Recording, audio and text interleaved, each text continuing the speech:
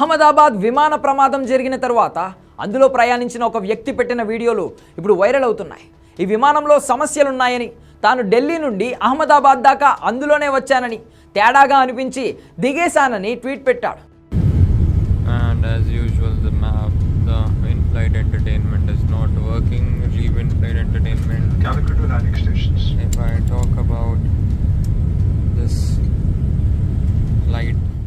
విమానంలో ఉండగా తాను తీసిన వీడియోలను కూడా ట్విట్టర్లో పోస్ట్ చేశాడు. అందులో ఆడియో బాగోలేదని, ఏసీ సరిగ్గా రావడం లేదని ఇలాంటివే అతను చెబుతూ వచ్చాడు కానీ ఇంజన్ సమస్య కానీ ఏదైనా సౌండ్ తేడా అని కానీ చెప్పలేదు. ఫెసిలిటీస్ బాగోలేదని మాత్రమే అతడు ఆ వీడియోలో చెప్పుకొచ్చాడు. ఆకాష్ వత్స అనే అతను ఈ ట్వీట్ పెట్టాడు. కానీ అతడు ముందే సమస్య గుర్తించాడని, అతను చెప్పినా వినలేదని, అతడు తీసిన వీడియోలను ఎయిర్ ఇండియాకు పంపాడని, అయినా ఎవరూ పట్టించుకోలేదని ఇప్పుడు సోషల్ మీడియాలో ఒక రేంజ్లో డిస్కషన్ నడుస్తోంది. అతడు కూడా ట్వీట్లో అలాంటి అర్థాలే వచ్చేలా పెట్టాడు. కానీ అతడు చెప్పిన సమస్యలు విమాన ప్రయాణానికి సంబంధించిన సాంకేతిక సమస్యలు కావు, కేవలం ప్రయాణికులకు ఏర్పాటు చేసిన సీటింగ్, ఏసీ లాంటివే. AC is not working at all.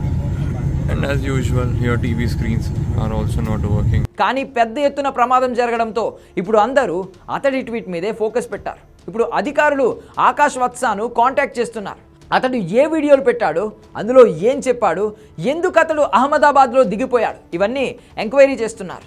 ప్రస్తుతం టాటాల ఆధ్వర్యంలో నడుస్తున్న ఎయిర్ ఇండియా వ్యవహారాన్ని చాలా సీరియస్గా తీసుకుంది.